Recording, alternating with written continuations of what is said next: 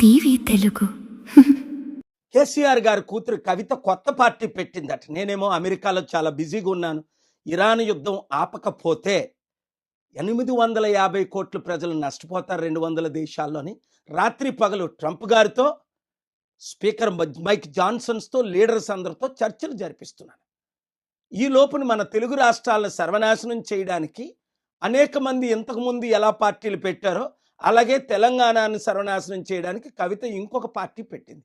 ఎవరు పెట్టించారు, ఎందుకు పెట్టించారు అవన్నీ మీకు తెలుసు. అందుకే 1000 మంది ఎక్స్ఎమ్మెల్యేలు, ఎక్స్ఎంపీలు, ఎక్స్ మినిస్టర్లు ఒక్కరు కూడా జాయిన్ అవ్వలేదు. కేవలం తండ్రితో ఉన్న గొడవ. అప్పుడే చెప్పారు కేసీఆర్ గారు 2008లోనే. కవిత నా చారిటీ సిటీకి వచ్చినప్పుడు, సార్ మీరు 10 కోట్లు అడిగితే 15 కోట్లు ఇస్తానన్న. కవిత అడుగుతుంది ఎంత ఇమ్మంటారంటే, కవిత నమ్మొద్దు, ఏమీ డబ్బులు ఇవ్వద్దు అని. కేవలం అన్నతో ఉన్న గొడవలతో తండ్రి సెటిల్ చేయకపోతే లక్షల కోట్లు ఆస్తి కొరకు, ఎందుకంటే కేసీఆర్ గారు తెలంగాణ ఏర్పడినప్పుడు 1,40,000 కోట్లు మిగిలింది. ఆయన 10 సంవత్సరాలు వెళ్ళినప్పుడు 25 లక్షల కోట్లు దాదాపు బడ్జెట్. ఆ తర్వాత 8 లక్షల కోట్లు అప్పు. అంటే 33 ప్లస్ దాదాపు 35 లక్షల కోట్లు. ఎన్ని లక్షల కోట్లు మిగిలింది? తనకి ఎన్ని లక్షల కోట్లు ఇవ్వాలి? నాకెందుకు సీఎం పోస్ట్ ఇవ్వరు? నా దగ్గర 1000 కోట్లు ఉన్నాయి, నేను ఖర్చు పెడతాను అని ఇప్పుడు కోట్ల రూపాయలు ఖర్చు పెట్టి ఫ్రంట్ పేజీలో న్యూస్లో వేయించుకొని, మన బీసీ అంటే నేను బీసీగా మాట్లాడుతున్నాను, మన కాపులు, నేను కాపుగా మాట్లాడుతున్నాను, ఎస్సీ మన ఎస్సీ, ఎందుకంటే నేను ఎస్సీ దళితుల అమ్మాయిని పెళ్లి చేసుకున్నాను కనుక కులాలకు, మతాలకు, ప్రాంతాలకు అతీతంగా నేను సేవ చేశాను. కాబట్టి మనల్ని మోసం చేయడానికి మరలా కవితని దించారు.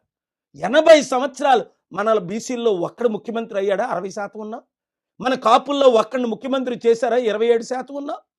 మన దళితులు కానీ, ఎస్టీలు కానీ, ముస్లింలు కానీ, క్రిస్టియన్స్ని కానీ ఒక్కరిని 5 సంవత్సరాలు ముఖ్యమంత్రి చేశారా? ఇప్పుడున్న పార్టీలు 12 మంది రెడ్లు అయ్యారే. 3% ఉన్న వాళ్ళు 3 అయ్యారే. మనల్ని అవ్వనెవరు?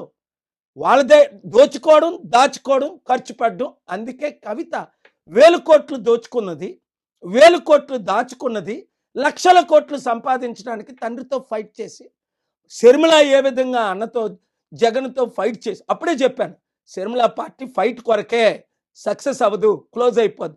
పవన్ కళ్యాణ్ టీడీపీ బీజేపీలో కలిసిపోతాడు.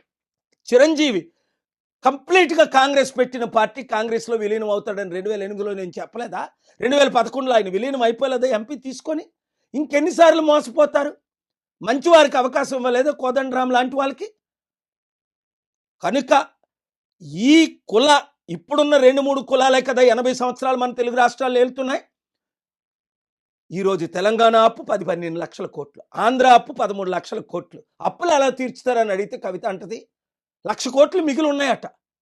అంటే ఆవిడ కనీసం ఏబిసిడీలు కూడా తెలియదు. 1,00,000 కోట్లు మిగలలేదు. సంవత్సరానికి ఇప్పుడు తెలంగాణ గవర్నమెంట్ అప్పు చేస్తుంది 1,00,000 కోట్లు దాటి. వడ్డీ దాదాపు 50,000 కోట్లు. ఆదాయం కేవలం 2 లక్షల కోట్లే. అర్థం చేసుకోండి. వీళ్ళ వలన, కవిత వలన ఎవ్వరికి ఒరిగేది ఏమీ లేదు. కేవలం తన ఫైట్ కొరకు. BC, SC, ST, Christian, Muslims అందరూ ఏకము కండి గద్దరన్న చేరిన Prajashanti party. Chief secretary Danamayya గారు మాల, ఐఏఎస్ చీఫ్ సెక్రటరీ రోషయ్య గారు మాదిగ. కులాలను పక్కకు పెట్టి రండి పాల్గారితో చేరుదామని మన ప్రజాశాంతి పార్టీలో చేరారు. రిటైర్డ్ డీజీపీ సాంగ్లియానా గారు ఇప్పుడు కూడా బ్రతికే ఉన్నారు. ఇలాంటి 100 మంది గద్దరన్న లాంటి వారు ఎందుకు చేరారు? నేను ఒక్కడనే అభివృద్ధి చేయగలను, అప్పులు తీర్చగలను, కంపెనీలు తీసుకొచ్చాను, కంపెనీలు తీసుకురాగలను, ఎకానమీని డబుల్ చేయగలను. ప్రపంచంలో ఉన్న నాయకులందరూ నాకు తెలుసు, బిజినెస్ లీడర్స్ అందరూ తెలుసు. ఇప్పుడు వరకు 100 కంపెనీలు తీసుకొచ్చాను, అప్పుడు చెప్పుకోలేదు, ఇప్పుడు చెప్తున్నాను. ఎందుకు అంటే మన రాష్ట్రాలు బాగుపడాలి, మన దేశం బాగుపడాలి. చైనా జీడిపి 22 ట్రిలియన్కి వెళ్ళిపోయింది 37 సంవత్సరాల కిందట. మనం ఈక్వల్ జీడిపి మంది కూడా, చైనాది కూడా సేమ్ జీడిపి ఆల్మోస్ట్. ఈరోజు మనం అడుక్కుంటే డబ్బులు ఇచ్చిన వాళ్ళు లేరు. కనుక యూత్ 60 లక్షలు ఉద్యోగాలు ఇస్తానంటది, 6 లక్షలు. దానికి ఏముంది? దానికైనా విలువ ఉందా? కేసీఆర్ గారు 100 మాట్లాడలేదా? రేవంత్ రెడ్డి 100 వాగ్దానాలు చేయలేదా?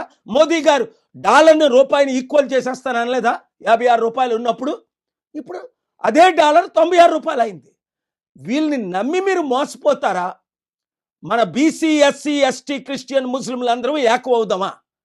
మీరే నిర్ణయం తీసుకోండి. మోసపోతారా? మరొక 80 సంవత్సరాలు మోసాన్ని ఆపి వచ్చే 2-3 సంవత్సరాలు అందరము ఏకమై ఎక్స్ ఎమ్మెల్యేలు, ఎక్స్ మినిస్టర్లు, ఎక్స్ ఐఏఎస్లు, రిటైర్డ్ ప్రొఫెసర్స్, డాక్టర్స్, ఇంజనీర్, ముఖ్యంగా యూత్ జాబులు నేను ఒక్కడనే తేగలను, అప్పులు నేను ఒక్కడనే తీర్చగలను, అభివృద్ధి నేను ఒక్కడనే చేయగలను. అందుకే ఈరోజు ట్రంప్ మొదలుకొని ప్రపంచ నాయకులందరూ నా సలహాలు తీసుకుంటున్నారు, నాతో కూర్చుంటున్నారు, నాతో సమయం గడుపుతున్నారు. ఎందుకు? ప్రాబ్లమ్స్ అందరికీ తెలుసు, కానీ ఎవరు సాల్వ్ చేయగలరు? చేయలేరు. చేయగలిగారా? రోజు 2 తెలుగు రాష్ట్రాల అప్పు 25 లక్షల కోట్లు అయిపోయింది. దేశం అప్పు 100 లక్షల కోట్లు అయిపోయి ఎవరైనా తీర్చగలిగారా?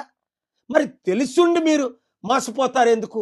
మరలా ఈ అవినీతి కుటుంబ కుల అవినీతి కుట్ర పాలకుల్ని ఎందుకు మీరు మళ్ళీ సపోర్ట్ చేస్తారు? ఎస్, వాళ్ళు మీడియాకు ₹1 ఇచ్చి ఫ్రంట్ పేజ్లో వస్తారు. అది వద్దు. మనకి మార్పు రావాలి. ఆ మార్పు మనమే తేవాలి. ఆ అభివృద్ధి మనమే చేయాలి. మనం అందరం కలిసి పోరాడాలి. ప్రజాశాంతి పార్టీ, అవినీతి లేని పార్టీ, అందరినీ అభివృద్ధి చేసే పార్టీ. మీరు నేను కలిసి చేద్దాం. 2028, 29 ఎలక్షన్లో సంపూర్ణ మెజారిటీతో 2 తెలుగు రాష్ట్రాల్లో గెలుద్దాం. అభివృద్ధి అంటే ఏంటో చేసి నేను చూపిస్తాను. మీరందరూ 7569441275 గ్రూపులు పెట్టి ఒక్కొక్కరు 100 మందిని 1000 మందిని చేర్చి ఈ ఇరాన్ యుద్ధం సాల్వ్ అవగానే నేను మరలా వస్తాను. కాబట్టి కలిసి పనిచేద్దాం, అభివృద్ధి చేద్దాం. We can do anything. Share this video with everybody. Media మిత్రులారా, అందరికీ ఈ వీడియో షేర్ చేసి రాష్ట్రాలను కాపాడండి. దేవుడు మిమ్మల్ని దీవించుగాక.